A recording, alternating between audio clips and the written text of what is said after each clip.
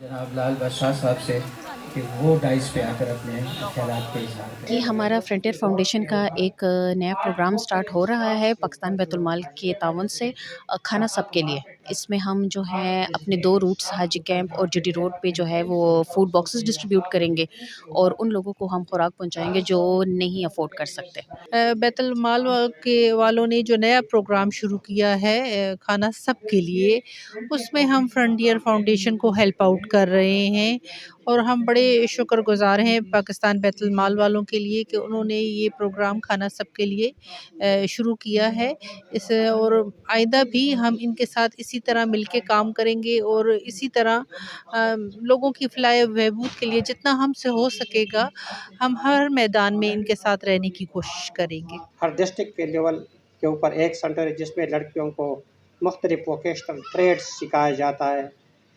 tailoring, saving, stitching, embroidery,